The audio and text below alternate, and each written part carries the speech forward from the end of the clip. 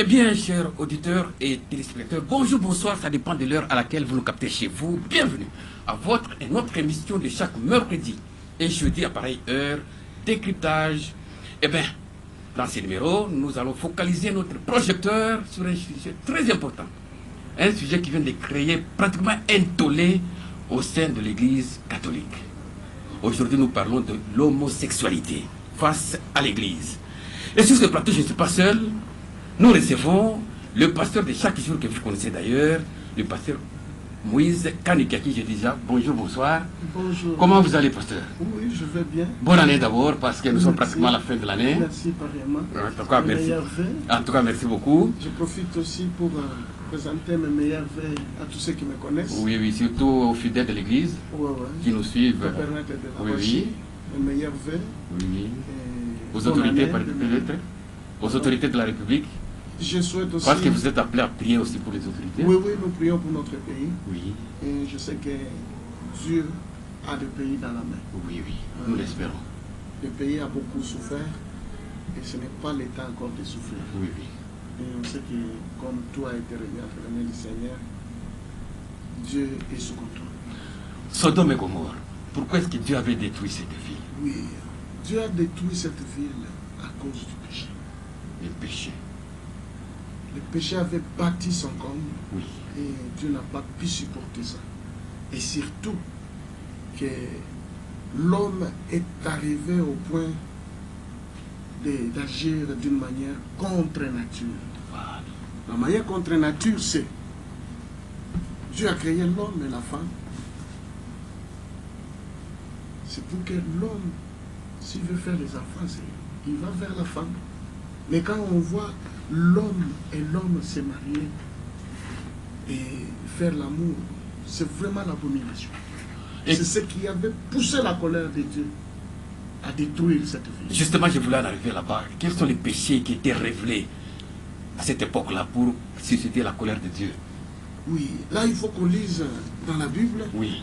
Et pour que vous puissiez comprendre mieux cela, écoutez, je vais lire d'abord dans le Nouveau Testament. Oui. Pour que vous compreniez que c'est vraiment compliqué. Je vais lire dans Gide. Oui. Gide, c'est avant-dernier livre du Nouveau Testament. Voilà. Avant Apocalypse, nous avons Gide. Voilà. Écoutez ce que Gide dit. Parce que connaissant que ces choses devraient arriver. Parce que Jésus a dit encore que le monde arrivera à son état de sodomite. C'est-à-dire les péchés reviendront encore. Regardez du temps de Noé. Voilà.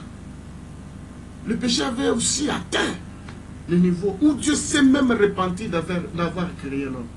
Nous allons arriver aussi sur Noé, mais parlons d'abord. Voilà. Écoutez, Jude, serviteur de Jésus-Christ, et frère de Jacques, à ceux qui ont été appelés, qui sont aimés en Dieu le Père et gardés pour Jésus-Christ. Pour ceux qui sont gardés pour Jésus-Christ. Il est en train de prévoir, d'avertir et d'appeler les gens à combattre. Il dit que la miséricorde et la paix et la charité vous soient multipliées, bien-aimés. Comme je désire vivement vous écrire au sujet de notre salut commun. Parce qu'il y a un salut. Je me suis senti obligé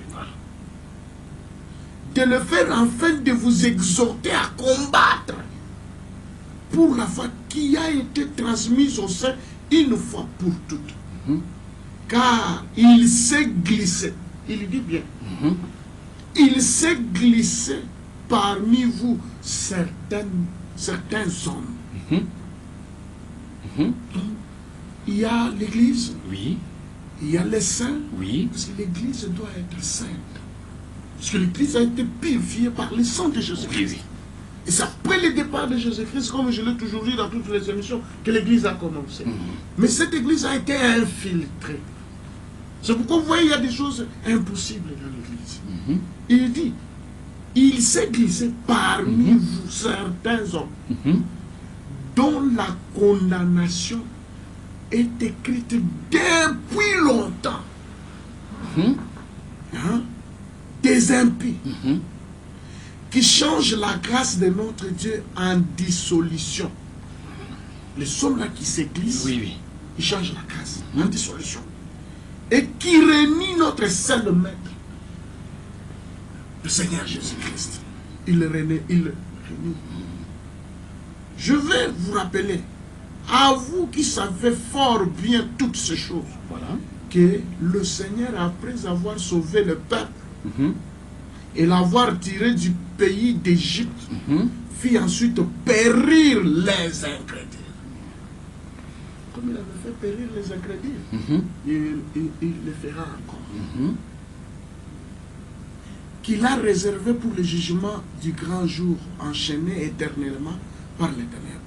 Les anges qui n'ont pas gardé leur dignité, mais qui ont abandonné leur propre demeure, que Sodome et Gomorrhe et les villes voisines qui se livrèrent comme eux. Écoute les péchés des hommes de Sodome et Gomorrhe. Ils se sont livrés à quoi? À l'impudicité. Le premier péché, l'impudicité. Et à des vices contre nature. Et contre nature, c'est quoi?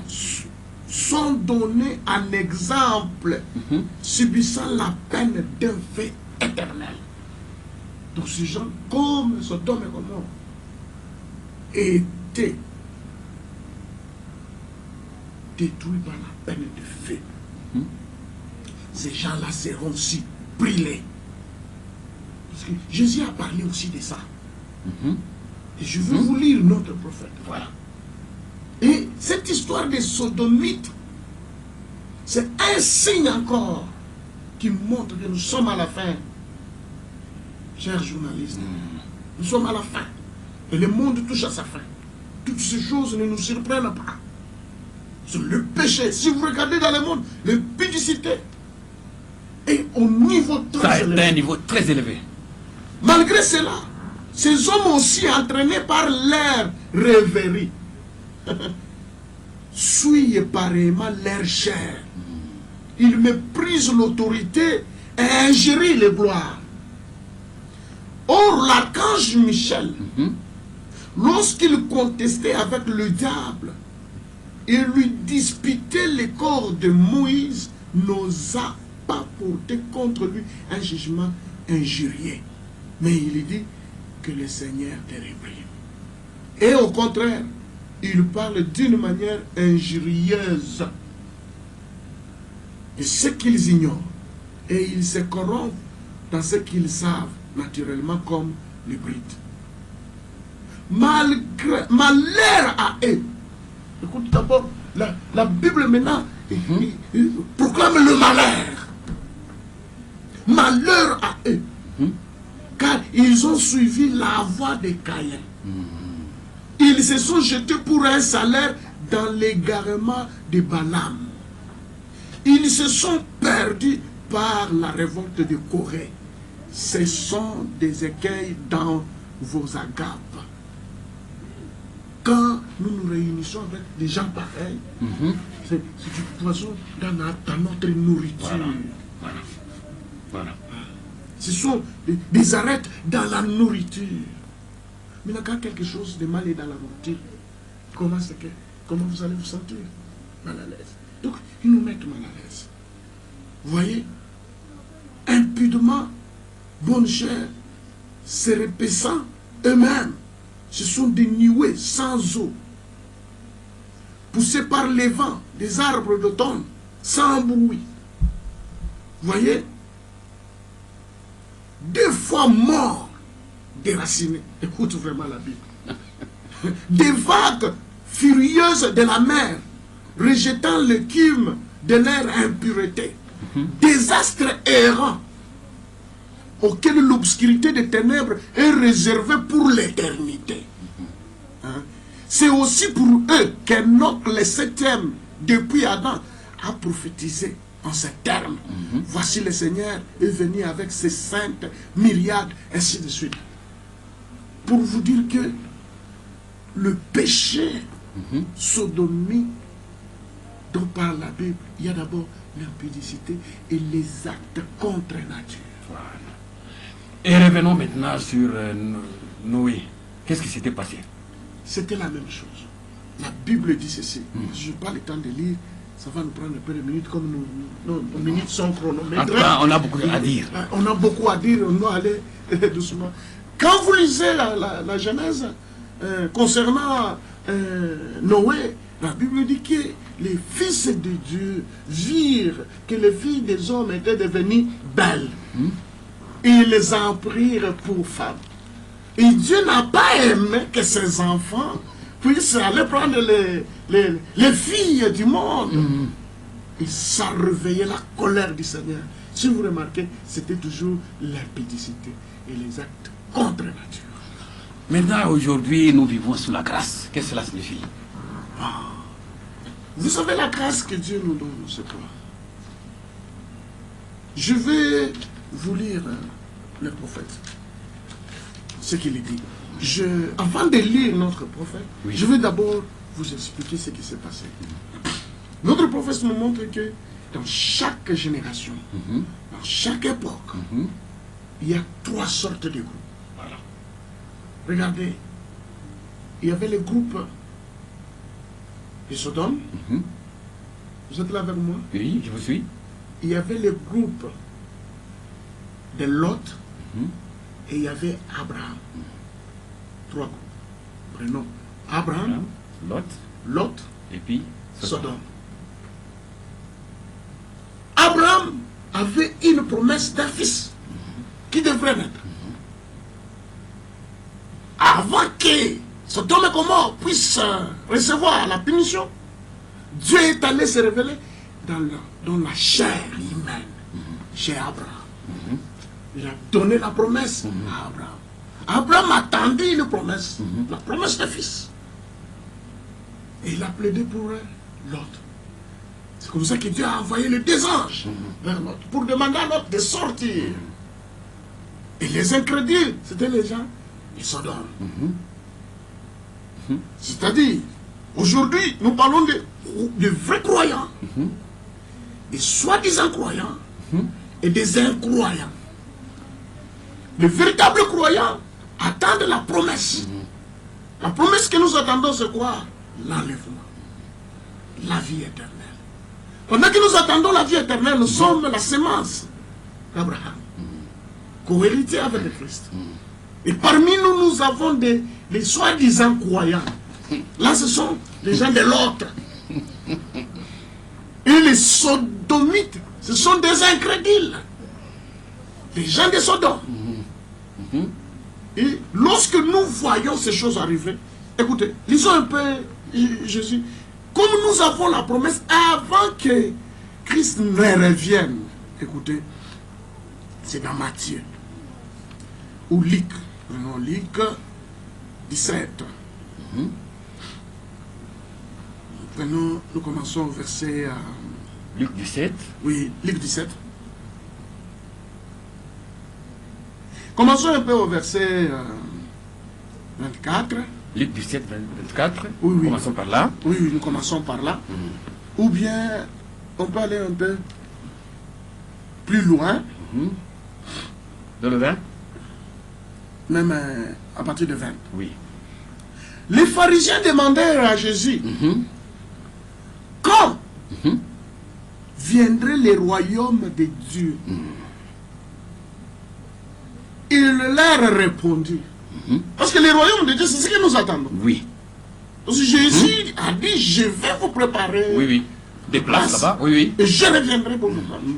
Maintenant, on lui pose la question, quand est-ce que c'est là arriverait? Il leur répondit, le royaume de Dieu ne vient pas de manière à frapper les regards. Ça, c'est la première La réponse. sensibilité. Voilà.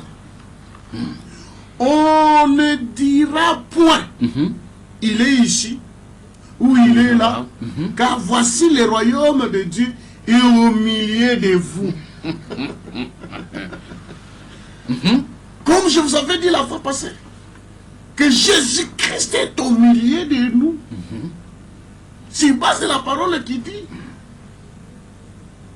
encore un peu de temps, le monde ne me verra plus, mais vous me verrez, car je serai avec vous, et même en vous, jusqu'à la consommation des temps. Il est revenu le jour de la Pentecôte, comme étant le Saint-Esprit. Il y a beaucoup à dire là-dessus. Écoutez, et il dit aux disciples, des jours viendront où vous désirerez voir l'un des jours du Fils de l'homme, et vous ne le verrez point. On vous dira, il est ici, il est là, n'y allez pas, ne courez pas après. Car comme l'éclair resplendit et brille d'une extrémité du ciel à l'autre, ainsi sera le Fils de l'homme en son jour. Mais il faut auparavant qu'il souffre beaucoup et qu'il soit rejeté par cette génération. Pourquoi Jésus a souffert? Il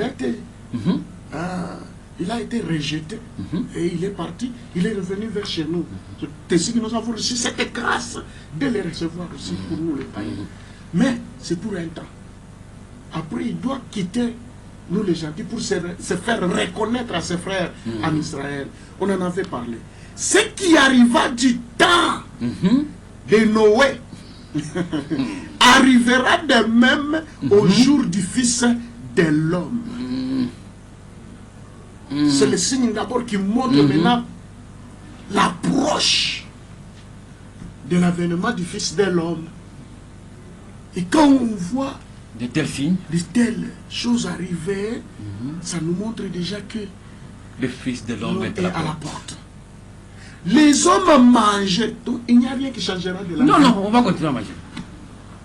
Les hommes se mariaient et mariaient leurs enfants jusqu'au jour où Noé entra dans l'arche.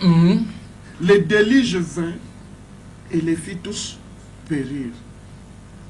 Ce qui arriva du temps de l'autre arrivera pareillement les jours, les hommes mangeaient, buvaient, achetaient, vendaient, plantaient, bâtissaient. Mais les jours où l'autre sortit de Sodome, une pluie de feu et de soufre tomba du ciel et le fit tous périr.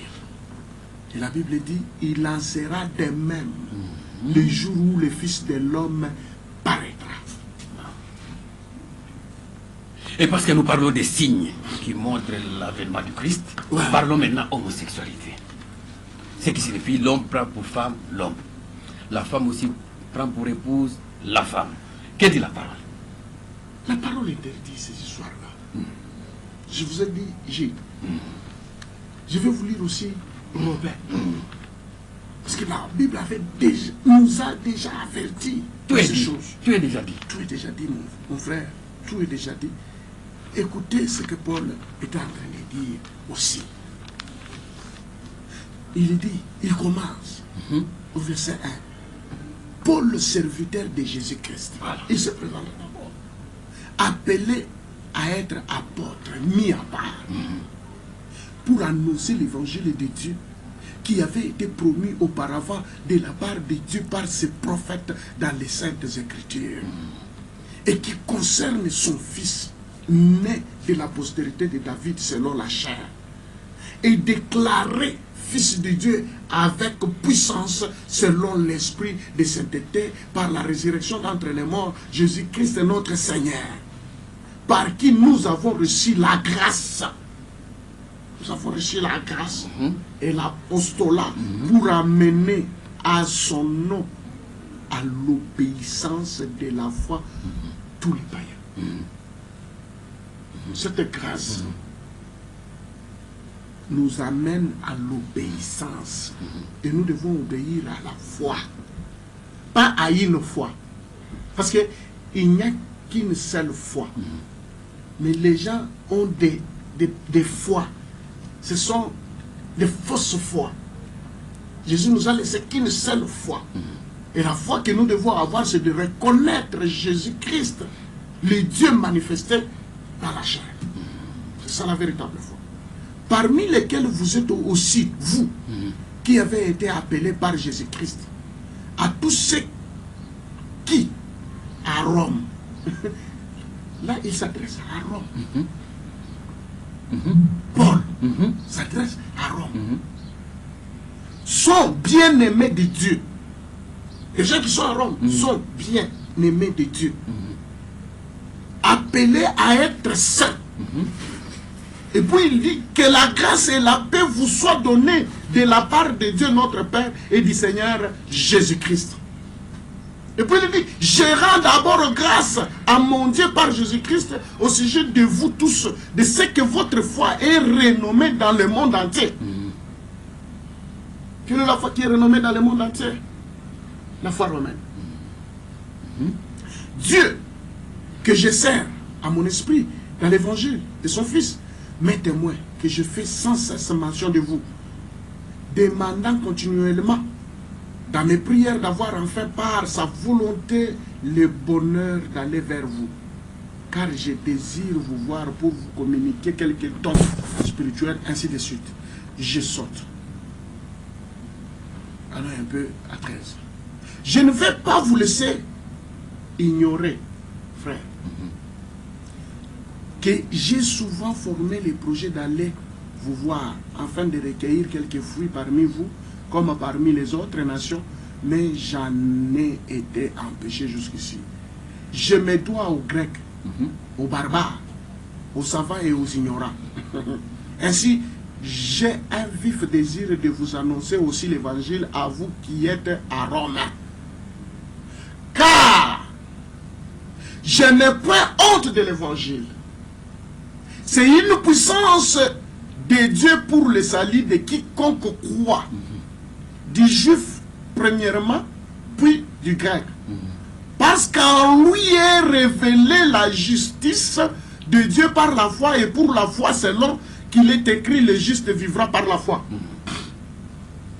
Verset 18. La colère de Dieu se révèle du ciel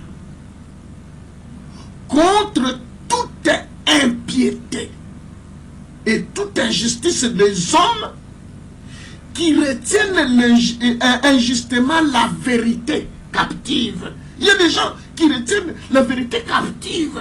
Ils emprisonnent la vérité. Et nous, en tant que serviteurs de Dieu, nous sommes là pour libérer la vérité qui est emprisonnée. Voilà. C'est ça la mission. Parce que quand on emprisonne la vérité, on rend un mauvais service au peuple de Dieu. Et chacun répondra. Chacun répondra pour ça. Et il continue de dire, car ce qu'on peut connaître de Dieu est manifeste pour eux. Dieu le leur ayant fait connaître en effet les perfections invisibles de Dieu, sa puissance éternelle et sa divinité, se voient comme à l'œil depuis la création du monde. Quand on les considère dans les ouvrages, ils sont donc inexcusables. Inexcusable. Maintenant, écoutez attentivement ici, maintenant. Sur verset 21. Puisque, ayant connu Dieu, ils ne l'ont point glorifié comme Dieu. Et ne lui ont point rendu grâce, mais ils se sont égarés dans leurs pensées. L'égarement a commencé d'abord dans leurs pensées. Et leur cœur, sans intelligence, a été plongé dans les ténèbres. S'inventant d'être sages, ils sont devenus fous. Monsieur le journaliste, c'est la folie. On le dit qu'ils sont devenus fous. Une véritable folie. Ils nous ont changé la gloire du Dieu incorruptible en image représentant l'homme corruptible. Au lieu de prendre l'image de Dieu, on prend un homme. On prend l'image de Dieu. Amen. Et parce que vous le dites, pasteur, le pape a ordonné dernièrement, il a écrit une lettre aux églises catholiques pour ordonner la bénédiction des mariages homosexuels en dehors de la liturgie. Ça crée un véritable tollé. Qu'est-ce que vous en dites? Monsieur le journaliste, pour commencer, est-ce que l'homosexualité c'est un péché? Mais je viens de vous montrer noir sur blanc que c'est un péché qui a mené la colère de Dieu. Maintenant, Maintenant, si cela entre dans l'église, l'officialisme. je viens de vous dire maintenant là que avant que le Fils de l'homme se manifeste, Oui. il y a des signes. Oui, oui, des signes précurseurs. Comme il y avait les trois groupes. Sodome, Lot et Abraham. Voilà. Ces trois groupes, on les trouve où? Dans l'église. C'est clair. Et quand quelqu'un déroute, il quitte déjà la parole de Dieu. C'est tout. Il montre son image.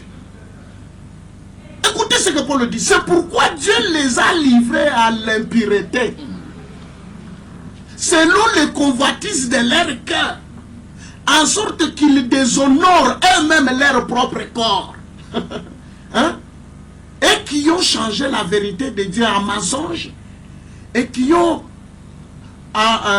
adoré et servi la créature au lieu du Créateur.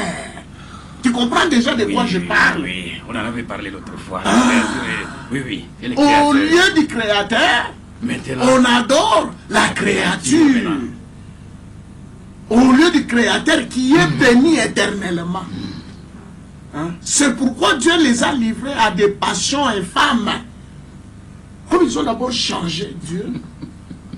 Au lieu d'adorer le Créateur, on adore la créature. Dieu les a livrés maintenant à l'impureté. Hein? Vous voyez? Il les a livrés à des passions infâmes, car leurs femmes ont changé l'usage naturel. Leurs femmes ont changé l'usage naturel. Ce n'est pas seulement homme-homme, ça devient aussi femme-femme. Et la Bible dit, leurs femmes ont changé l'usage naturel en celui qui est contre nature. Et de même, les hommes abandonnent l'usage naturel de la femme, se sont enflammés dans leurs désirs les uns pour les autres, commettant homme avec homme des choses infâmes et réservant en eux-mêmes le salaire qui mérite leur égarement. Comme ils ne se sont pas souciés de connaître Dieu, Dieu les a livrés à l'air sans réprouver pour commettre des choses indignes, étant remplis de toute espèce d'injustice, de méchanceté, de cupidité, de malice, plein d'envie, de meurtre, de querelles, de ruses, de malignité, rapporteurs, médisants, impurs, arrogants, hautains, fanfarons, ingénieux au mal, rebelles à leurs parents, dépourvus d'intelligence, de loyauté, d'affection naturelle, de miséricorde, eh bien, qu'ils connaissent le jugement de Dieu, déclarant digne de mort ceux qui commettent de telles choses. Mais les évêques de l'Église catholique ici en RDC n'ont pas accepté cela, ils ont réfuté cela. Est-ce une rébellion? Pourquoi? Je vous ai dit encore, il y a trois sortes. Écoute la fin du discours de Paul. Parce que je n'ai pas fini. Il déclare digne de mort ceux qui commettent de telles choses. Maintenant, écoutez, non seulement ils le font, parce que quelqu'un, non seulement ils le font, mais ils approuvent ceux qui le font. Lorsqu'on approuve ceux qui le font, même si on ne l'a pas fait, on est de connivence. Voilà. Mais comme ils les approuvent, je ne peux pas dire que c'est la rébellion. Je trouve que jusque-là, ils sont en train de garder quand même la vérité et une bonne position. Parce que même dans notre culture africaine... Voilà, c'est là où je voulais en arriver. Dans notre culture, c'est acceptable. Ce n'est pas acceptable. Par la loi même. Ce n'est pas acceptable. Vous voyez que Dieu aime beaucoup l'Afrique. Dieu nous aime.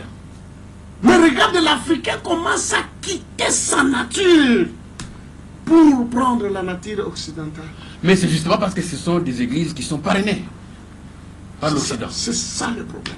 Il y a aussi nos églises qu'on ne peut pas citer ici, mais qui sont menacées d'accepter cela. Sinon, on coupe les legs, on coupe les subventions. C'est vrai, c'est écrit dans la Bible.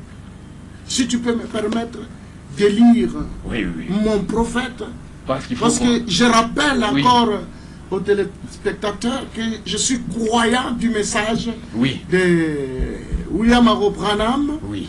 Et il nous a dit ces choses. Il a averti. Il a averti. Il a tout Lorsque dit. vous verrez cela, sachez que Le temps. Je suis en train de lire dans Le Messie, paragraphe 55. Il dit donc que cela arriverait avant la venue du Seigneur. Oui. Et Comme c'est ce que nous il en vivons. était au jour de Sodome, ainsi en serait-il à la venue du Seigneur. Comprenez-vous, mes amis? Cela va refléter le même genre de lumière que l'étoile du matin. Est-ce qu'il va faire? Ramener les enfants à la foi de père. Parce que lorsque nous voyons ces choses, la mission de notre prophète, c'est de ramener la foi des enfants au Père. Le Père de la Pentecôte. Et nous devons revenir à la foi, à la foi qui était à la Pentecôte. C'est avant que Jésus ne vienne. Je vais vous lire encore ce que notre prophète dit ici. C'est dans aujourd'hui, cette écriture s'est accomplie. Le prophète dit ceci. Et concernant la condition spirituelle de la Odyssée, parce que nous vivons là, hein, à la fin, c'est l'âge de la Odyssée. L'église naturelle, nous dirons amen à cela et nous accepterons leurs signes. Nous savons que chaque signe est là. L'église est dans la Odyssée. Nous savons cela. L'Assemblée dit amen. Nous savons que le monde est dans une condition sodomite. Est-ce vrai? L'Assemblée dit amen. Hein, chers journalistes, nous acceptons cela. Mais qu'en est-il du signe d'Abraham? C'est lui qui attendait le fils promis. Ça n'était un autre.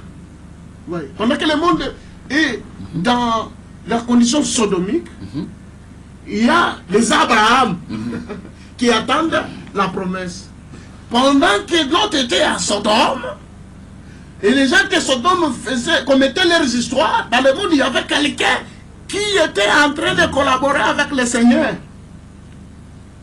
Tout comme aujourd'hui, il y a les gens qui collaborent avec le Seigneur, comme nous là, qui avons reçu l'ange puissant, qui a confirmé la vérité du message. Écoutez, souvenez-vous, autrefois, il y avait une Sodome, il y avait leur messager, et Abraham avait un messager à lui. Le messager qui était avec Abraham, c'était qui? Elohim. Le messager qui était avec Paul, c'était les deux anges. Vous voyez? Et les sodomites étaient là. Je continue. Écoutez. Abraham attendait jour pour jour l'accomplissement d'une chose presque impossible. La chose qui était impossible, c'est que Sarah avait 90 ans, mais il attendait un bébé. Elle attendait. Selon la promesse de Dieu, au milieu de toutes ces critiques, on critiquait, ainsi de suite. Il en est de même du véritable croyant qui attend toujours le Fils promis retourne. Remarquez, juste avant que le Fils n'arrive, un signe lui a été donné. Le signe du Fils qui vient ne doit-il pas être révélé à la sémence royale d'Abraham qui attend le Fils royal? De même qu'il en était pour notre Père Abraham qui attendait le Fils naturel. L'Assemblée dit amen. Est-ce vrai? Amen.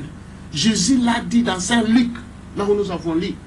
Avant que ce temps n'arrive, le Fils de l'homme sera révélé comme il en était au jour de Sodome, avant la destruction de Sodome. Maintenant, nous attendons ainsi. Vous voyez? Maintenant, si j'entre dans les événements modernes rendus clairs par la prophétie, que notre prophète a prêché, au paragraphe 233, Jésus, quand il est venu, il devait être un prophète. N'est-ce pas? Un prophète qui discernait les pensées. Il a discerné chez la Synamite. Il a discerné la femme qu'il avait touchée. Ainsi de suite. Et aujourd'hui, avant que Jésus revienne, la personne de Jésus-Christ doit être pleinement manifestée dans la chair. C'est-à-dire, il doit se manifester dans un prophète. Avant que Jésus ne vienne, il se manifeste d'abord dans un prophète, dans un corps de chair. Pensez-y. Jésus a dit, ce qui arriva du temps de Sodome arrivera de même à la venue du Fils de l'homme. Quand le Fils de l'homme sera révélé. Parce que le Fils de l'homme est révélé aujourd'hui. C'est quoi? C'est découvrir, dévoiler, faire connaître. Les secrets a été dévoilé. Au jour où le Fils de l'homme sera révélé, le monde sera dans une condition sodomite. Nous y sommes. C'est pourquoi je suis fier d'être croyant du message. Et surtout fier d'être un prédicateur de la bonne nouvelle. Un prédicateur de la vérité. Oui, pour nous amener la vérité, pour nous dire la vérité. Et toutes ces choses rien que la vérité. Toutes ces choses qui arrivent ne nous surprennent pas. Pour nous, ça nous donne vraiment une position. Oui, ça réconforte même. Ça réconforte le chrétien. Voilà. Donc, c'est ça. Nous y sommes, n'est-ce pas? Le monde est dans la condition sodomie. L'homosexualité se faisait en secret. Mais là, il y a des États qui acceptent ça. Oui. On consacre ça dans les communes. On leur octroie même les actes de mariage. Vous voyez vraiment contre nature. Ce qui avait appelé la colère de Dieu. Mais pourquoi est-ce que l'homme n'arrive pas à appréhender cela? À comprendre que ça était déjà du coup de l'époque de Sodome, qu'il faut s'en méfier, tout ça. Mais je ne sais pas, pourquoi est-ce que le chrétien n'arrive pas à discerner cela? Tous les hommes qui sont sur la terre n'appartiennent pas à la sémence de Dieu. Voilà, vous l'avez souligné tout au début là. Voilà. Tous les hommes que vous voyez ne sont pas fils de Dieu. Mais Dieu a ses enfants. Oui. C'est pourquoi Jésus dit, les brebis connaissent ma voix. Et ils me suivent. Ce ne sont pas les semences de Dieu. C'est l'œuvre de Satan. C'est le diable qui a mené ces gens-là. Et puis il va chercher à séduire les enfants de Dieu. Quand il a réussi à séduire les enfants de Dieu à l'époque de Noé, Dieu est entré encore sous la colère pour détruire le monde entier.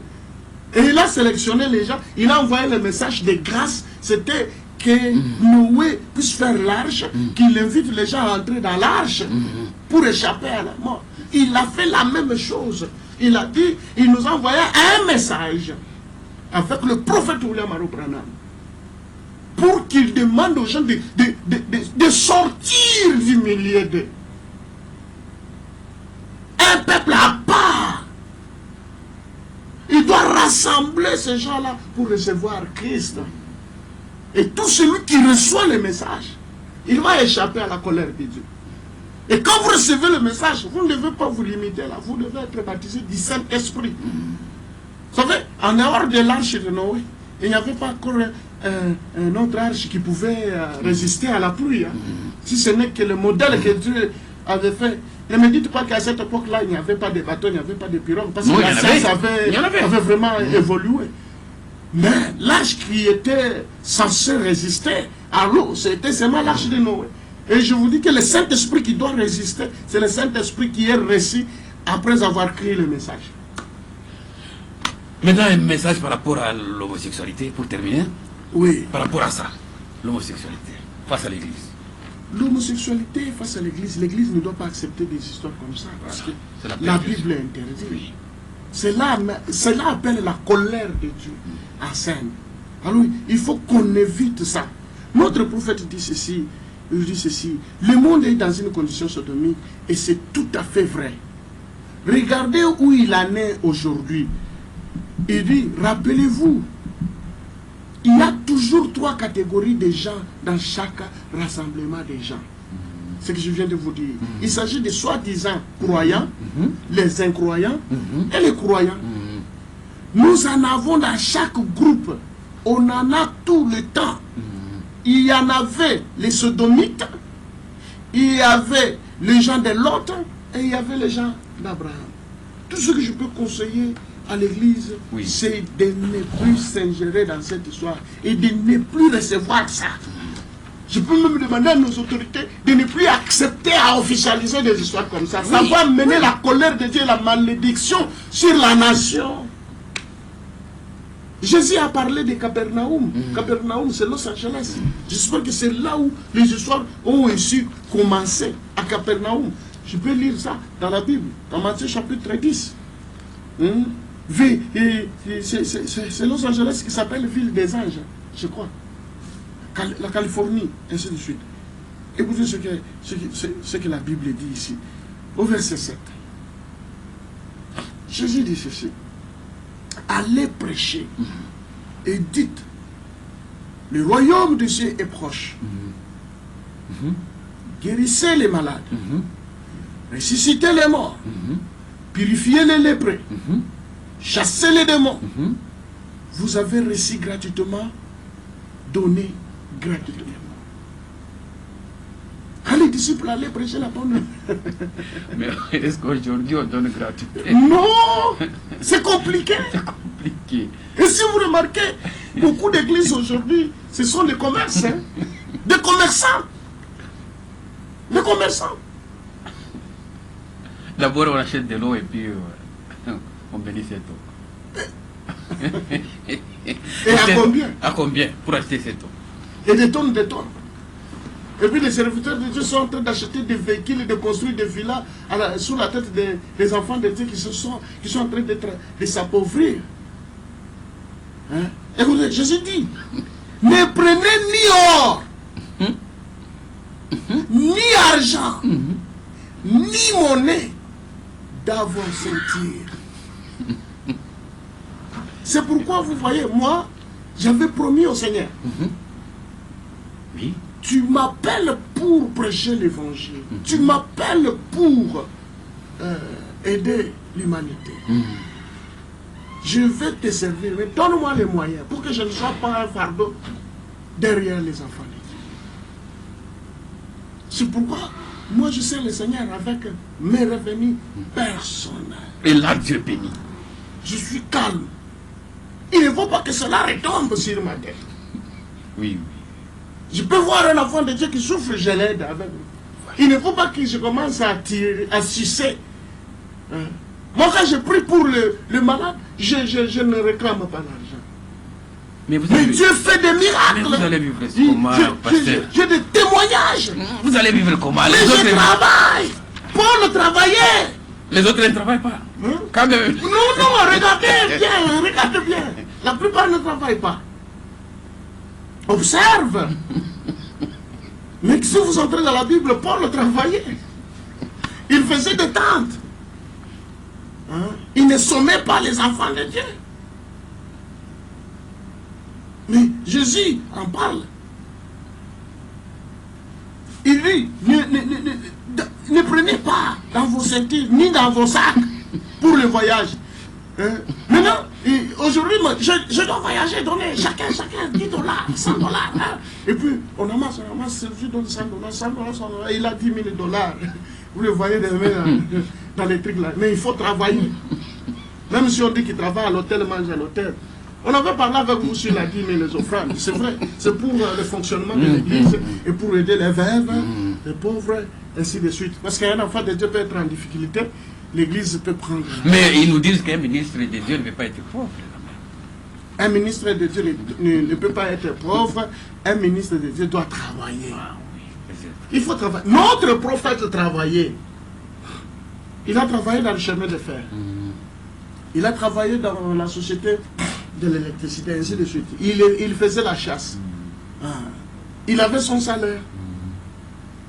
Jusqu'à ce que l'église a décidé de le prendre en charge. Et ce voyage était sponsorisé par les hommes d'affaires du plein évangile. Voilà. C'est ça. Voilà. Il dit ceci, lorsque vous voyagez, pour le voyage, ni de tunique, ni souliers, ni bâton, car l'ouvrier mérite sa nourriture. Dans quelque ville ou village que vous entriez, informez-vous s'y trouvent quelques hommes dignes de vous recevoir. Ce sont les instructions de Jésus. S'il y a des gens qui sont dignes de vous recevoir, et demeurez chez lui jusqu'à ce que vous partiez. En entrant dans la maison, saluez-la. Il faut saluer la maison. Et si la maison est digne, que votre Père vienne sur elle. Mais si elle n'en est pas digne, que votre Père retourne à vous. Lorsqu'on ne vous recevra pas et qu'on n'écoutera pas vos paroles, sortez de cette maison ou de cette ville et secouez la poussière de vos pieds. C'est pourquoi, quand l'évangile est prêché dans une ville et que la ville n'accepte pas, on abandonne cette ville-là. Et là, c'est la malédiction, pasteur. Oui, mais c'est Jésus qui le dit. Hein? Même vous êtes là pour nous bénir chaque jour. Oui, on bénit ceux qui reçoivent. Dites-moi, je prêche la parole pour arrêter l'homosexualité. Et les messieurs continuent avec ça. Les femmes continuent, on les appelle les lesbiennes. On prie pour eux. Vous savez aussi la prière. La prière, quand on prie pour quelqu'un, il faut que cette personne soit consciente. Ça, c'est vrai. Hein? Oui, oui. Je ne peux pas aller, je trouve Oui. un fou là. Oui, oui. Je vais chasser les démons. Non, il faut amener les fous là à reconnaître d'abord et à croire. Et accepter d'abord. Et que sa conscience puisse refuser cet esprit. C'est là que cela partira. Sinon, ça devient la magie. En tout cas, pasteur, nous sommes pratiquement à la fin. Merci beaucoup. Merci. En tout cas, Merci, nous sommes merci. édifiés. Oui. Nous sommes arrivés pratiquement à la fin de cette émission. Peut-être que s'il y a un mot à ajouter, vous pouvez ajouter avant qu'on puisse conclure l'émission. Oui, ce que je peux ajouter, c'est, je ne cesse de le dire, nous avons une promesse. Il y a un jour qui vient. D'ailleurs, je suis en train de prêcher sur les 7 âges de l'Église. Voilà. Ça passe en direct sur Facebook et sur YouTube. Oui. Sur Facebook, vous faites seulement la recherche Moïse Kaniki. Voilà. Vous allez trouver mes prédications. Oui, oui. Tout... Chaque oui, mercredi, et oui. chaque vendredi, c'est en ligne, et chaque dimanche. Oui. Et vous entrez sur YouTube, vous tapez Tabernacle de la Roachie, vous allez trouver tous les enseignements. Voilà. Je suis en train de parler sur la vision des Patmos. Le jour du Seigneur. Parce que quand Jean était sur l'île de Patmos, il a été ravi en esprit au jour du Seigneur. Et le jour du Seigneur, c'est le jour du jugement qui arrive bientôt. Et les homosexualités, les lesbiennes, ainsi de suite, sont des signes qui montrent que ce jour arrive. C'est le jour du jugement.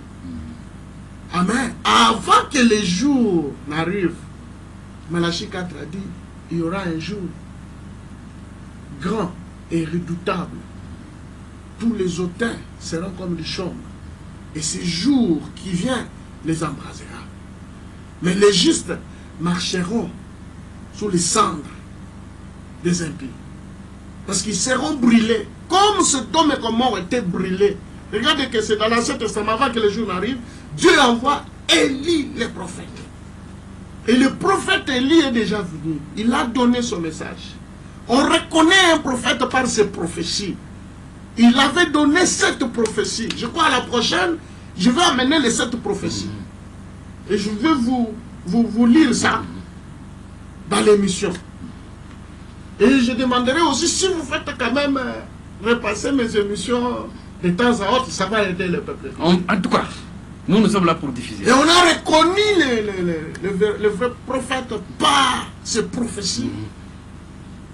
Et Dieu a confirmé cet homme de Dieu par la colonne de feu. La même colonne de feu qui avait conduit les enfants d'Israël. Cette colonne de feu nous a visités dans cet âge. Et tout celui qui croit le message réellement, il reçoit le Saint-Esprit et il va échapper au jugement. En tout cas, merci beaucoup. Merci beaucoup, pasteur. Nous sommes pratiquement à la fin de cette émission. Nous vous rappelons que nous recevions sur ce plateau le pasteur Kaniki Moïse. Il est du Tabernacle de Roachie. Oui, oui. En tout cas, si vous voulez les suivre, il vous a donné pratiquement les repères sur YouTube, sur Facebook. Là, vous aurez tout ce que vous recherchez. Ou bien si vous allez à la Roachie, vous allez les rencontrer. En tout cas, nous sommes pratiquement à la fin de cette émission. Il ne reste qu'à nous dire En tout cas, merci pasteur pour la Merci. disponibilité. Merci aussi pour m'avoir fait confiance. En tout cas, merci beaucoup. Merci à Didier Kelalo qui nous a réalisé. Merci aussi aux autres et à la prochaine.